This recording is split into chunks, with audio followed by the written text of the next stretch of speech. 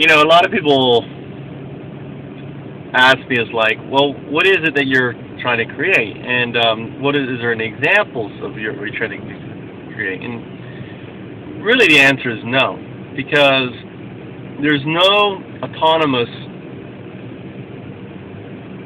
learning vehicles that exist right now. Just like in the 1970s, early 70s, late 70s, I don't know, there wasn't a web, or like there wasn't at some point there wasn't personal computers, and at one point back there wasn't cell phones. I mean, what I want to create doesn't exist, but the technology to create what I want to do exists, and the best way for me to describe it is just think of it as an interactive TV, but that TV, instead of being television, is education.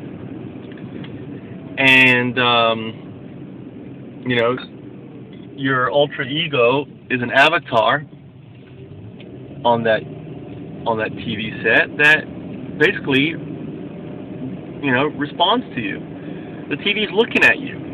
Just like I've got a camera right here looking at me. I mean, most cell phones, most everything now has a camera. And just like the camera takes pictures, it can also look at you. So,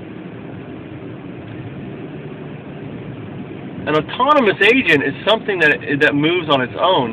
There are microbes that are autonomous agents.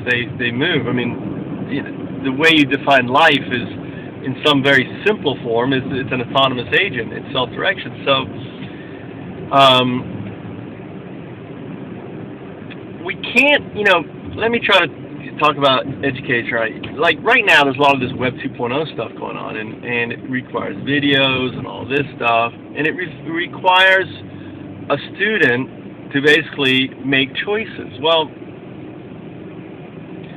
does a student make a choice what class he's going to attend when he's in school? No. When he's in class, does he make a choice whether he's going to, what lecture he's going to listen to? Whether he's going to make a choice on the professor's lecture? No. Now, he can make a choice and phase out. He can make a choice and not listen. He can make these other personal choices, and the teacher doesn't know. Now, the cool thing is in the future we will know. Because, again, we have the camera looking at the student.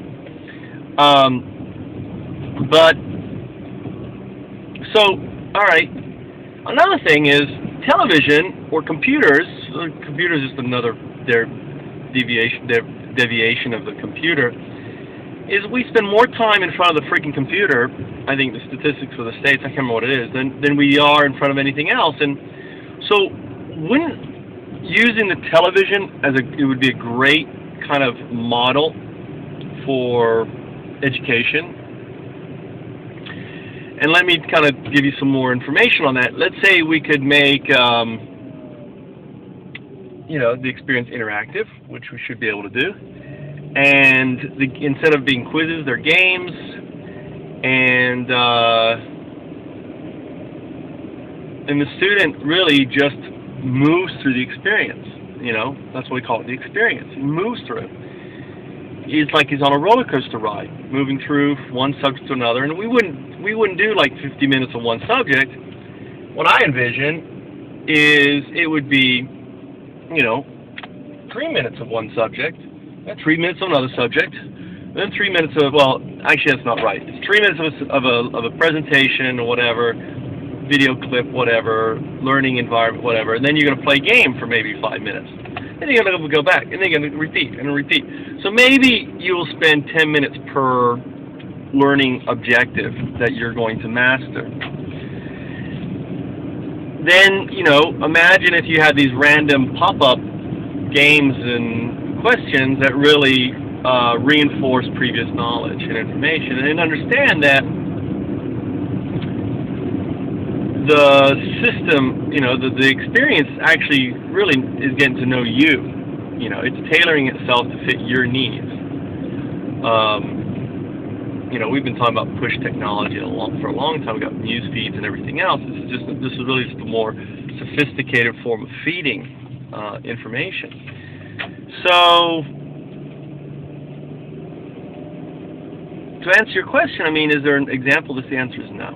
We're describing something completely new paradigm for learning, and built on open source, built on television content. And I used to say 50 years, but I've changed now to 70 years, because in reality we've had 7 years of television content. And that's it.